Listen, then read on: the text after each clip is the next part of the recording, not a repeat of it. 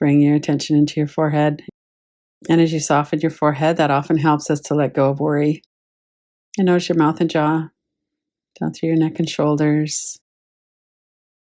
See if you could relax and soften the large muscles of the back, large muscles of the chest as well.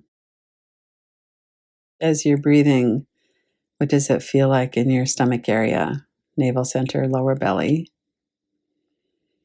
Generally, when we soften our lower belly, our breath becomes smoother, more even. One of the main principles of working with traumatic experiences and events is that we need to be in our body as an adult in the safety of the present moment. Traumatic memories will often bring up a pull into the past.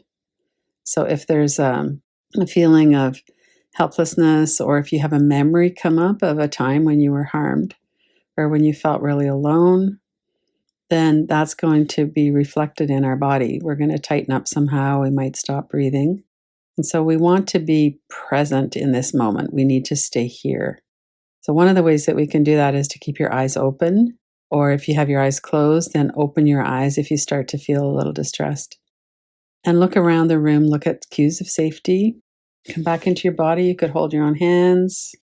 You could do some box breathing. There's a lot of different practices, and I have some up on Insight Timer on practices to self-regulate your nervous system, which are very helpful. One of the principles, and it kind of doesn't make sense in a way, but another way it makes complete sense, is that when a child is experiencing some kind of fear or anxiety or feeling like nobody really cares about us, there's a couple of things that happen. One is that we tend to make experiences turn into beliefs. If we experience nobody's paying attention to me, we will probably turn that into a belief of I'm not lovable or I'm not worthy. So we have these core deficiency beliefs that are not true. Our childhood brain and our childhood nervous system experienced something that led us to this belief. And the other main thing that happens is that children will turn it against themselves to try to maintain hope that they could improve their situation. If an adult, for instance, is really contemptuous of the way we dress, or that we're not getting very good marks at school, or that we're not a very good athlete, or something like that, quite often the parents will push us or pressure us into living their dreams. So that's a fairly innocuous example. In some ways, there's not a physical abuse, and yet a child can really feel like there's something really fundamentally wrong with me. There's something wrong with me that my dad or my mom or my other adults around me don't seem to value who I am. There's also experience that many of us have of just not being attuned to. So people might be providing good food and a safe environment to be in, but they don't really get to know us. They don't seem to have an interest in getting to know us. And that's another source of these core deficiency beliefs of I'm not worthy of someone paying attention to me. I'm not worthy of love. So notice your response to those words. And if any of those are experiences that you've had or that you resonate with, then there's probably going to be some kind of response in your body. It might be an emotional response. Memories might be coming back. So notice your breath. Stay grounded. Notice your feet, your seat, your breath. Look around the room. Remind yourself that you're here in an adult situation where you're safe. Let your breath settle a little bit. Let it become more open. If you hold your breath, which is very, very common, notice that you could breathe more deeply.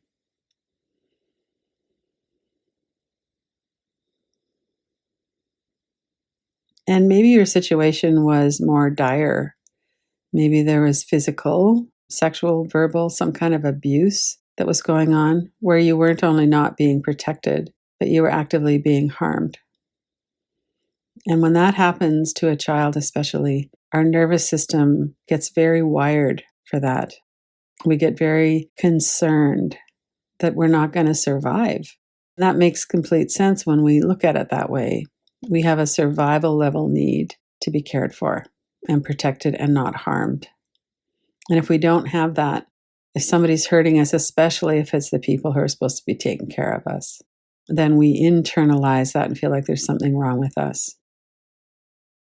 So if a child could know all of that and they could see the impact of intergenerational trauma, for instance, that we might be able to see now as an adult, we might not turn against ourselves. We might be able to say, well, I can see my mom's really struggling with depression or an addiction, or, my dad is just at the end of his rope. He gets mad and it just scares everybody, but I can see some of the things at play. But that's not how a child's brain works. And that's not an excuse either. It's a parent's job, which we are not always able to really do well. It's a parent's job to take care of their children. And when children aren't being cared for and protected and included, then we form these beliefs about ourselves. If I could be smarter, if I could be the baseball star, if I could, whatever it might be. So notice what your response is again. Let's come back to witnessing.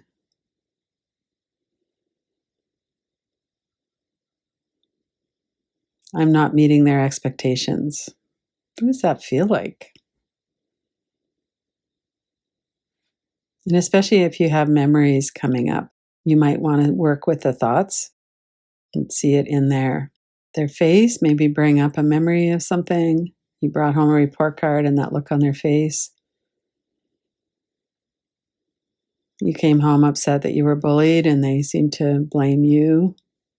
Toughen up. You just need to stand up to them. We have so many experiences where we're not really met in a healthy way, and we turn against ourselves.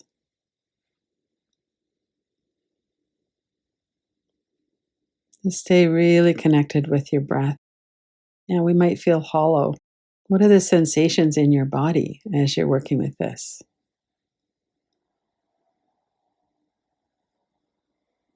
Sometimes we'll have a strong response, like a tight fist in our gut or a swirling energy somewhere in our body.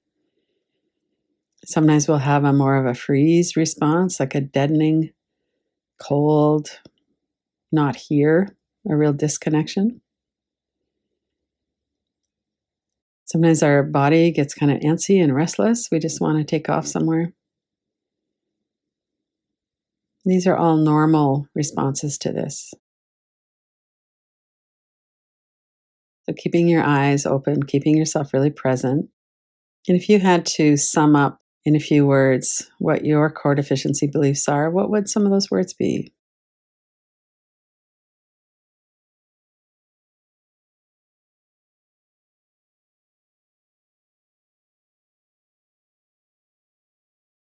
And do you feel like that's your theme song now as well?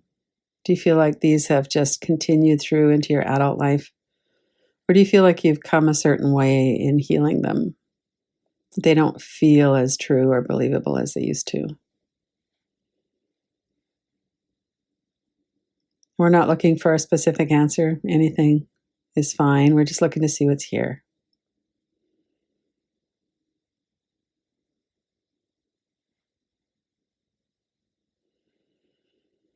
We can have such a range of emotions: sadness, grief, anger, determination. They're not going to make me feel that way anymore. And we can feel kind of lost and alone, like we're really on our own. And for a child, if you could imagine another child, maybe someone that you love or care about, that's just feeling really alone, what comes to mind when you tune into them? Do you feel compassion for them? Do you blame them? We often blame ourselves in a way that we wouldn't blame anybody else. When you think about a child and the innocence and the lack of power that children have, and the really difficult situations that a lot of children are in, see if you can just cultivate some kindness and compassion.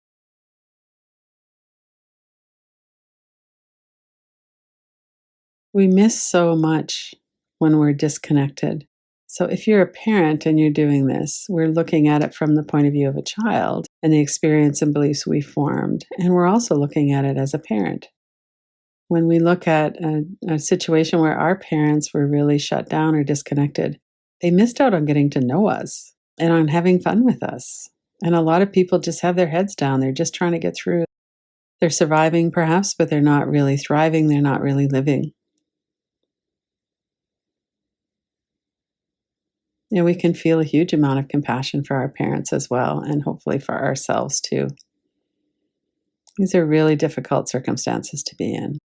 And the beliefs that we formed from our experiences are something that now as an adult we could really have a look at and see, was it really true? I experienced being on my own, or I experienced some kind of harm or abuse. And the beliefs that I formed of unworthiness or that I wasn't lovable, they're not true. Could I heal that belief now? So part of that involves being able to be present with ourselves, feeling it in our body.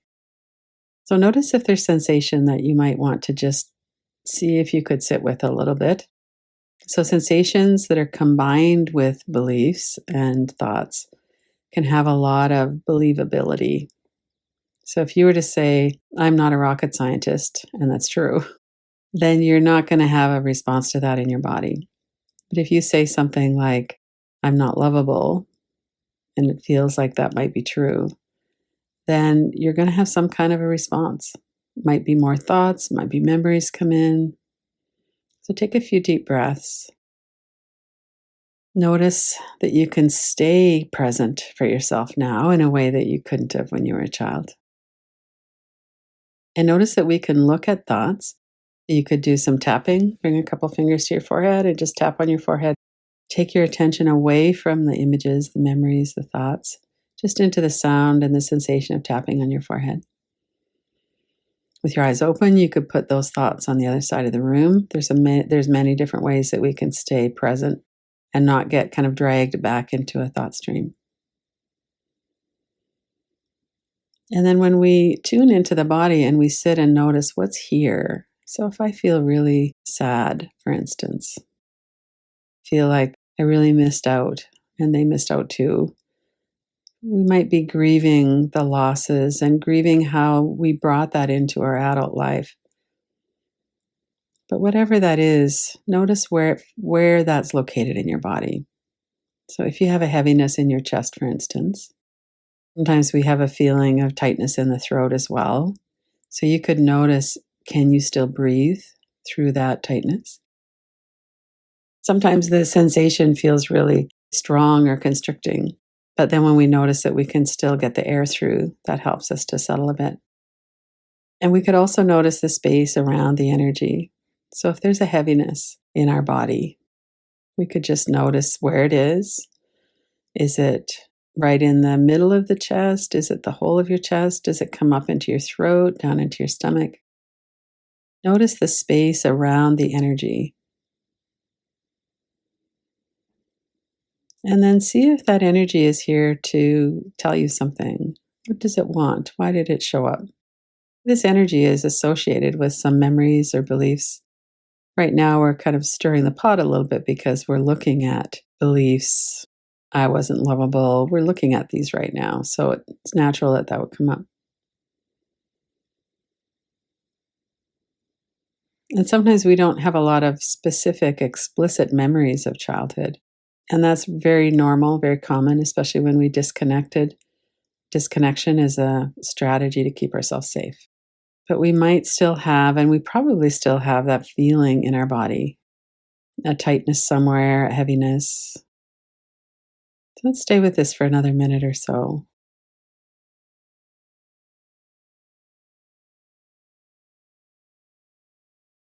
Regret, chest is vibrating.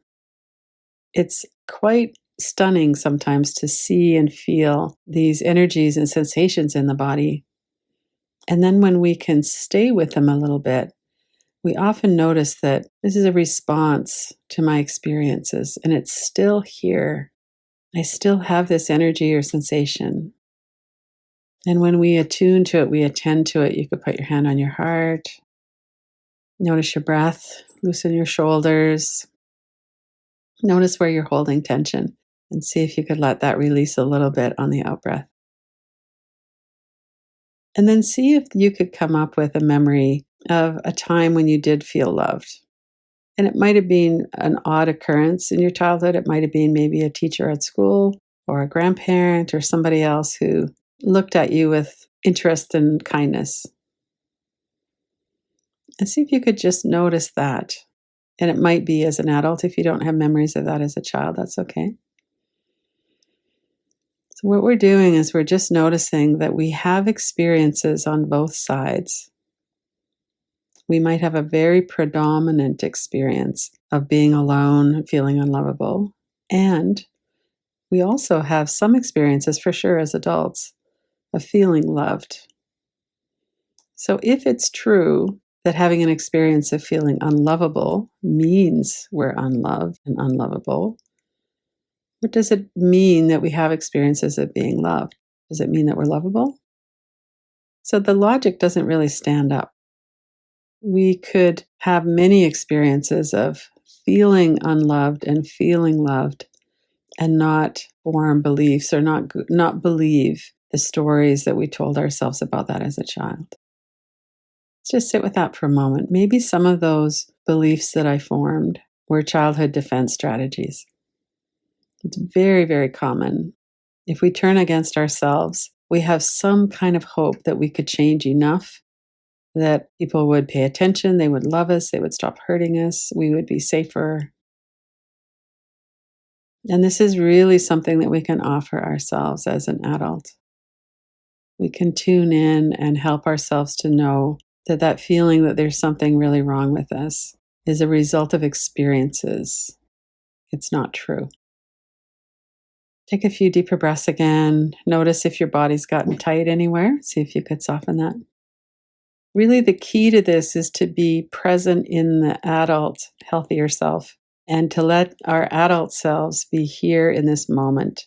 We can be grounded through our body, through our breath. We can learn practices that help to stabilize us so that we can look at something and instead of just believing it, we can look at it and go, is that really true? I had these experiences, but is it true that that's why? Was I really unworthy? Was I really broken?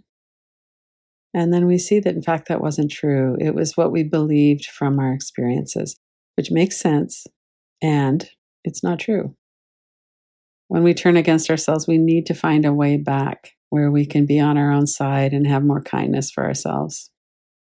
One of the things that's really helpful too, I think, around parents is when we can look at it through a trauma lens, look at their life through a trauma lens, we can see a lot of the stresses and pressures that they were under. And a lot of us are not very healed, especially when we're younger, when we're parents. And to be able to look at that through a trauma lens is very helpful. It really is about them. And it's not that we were not lovable, it's that there were things that were going on that they were disconnected or they were feeling a lot of pressure. And unfortunately, children who are brought up in that kind of an environment where there's a predominant feeling of either abuse or fear, that kind of thing is very hard for children's nervous systems. But also where we just don't feel attuned to, we don't feel like anyone really knows us and that they don't really care about us. We feel a shame when we have that experience. And so it's very helpful to be able to see what was ours and what's theirs. And that all of these are very normal responses to these kinds of experiences. When we take a few minutes or learn a little bit about how this works and how we feel and be able to stay with the present moment. So what happens generally is that we'll have some kind of feeling in our body of powerlessness or some kind of memory, even if it's not an explicit memory of certain circumstances. We have it in our body, the memory of what it felt like to be in those situations. And that feeling can be very disconnecting. It can bring us into a feeling of hypervigilance or fight, flight, freeze. And so to be able to pause and feel it in our body is really important. And we have to feel it in our body while we're aware that we're in the safety of this moment.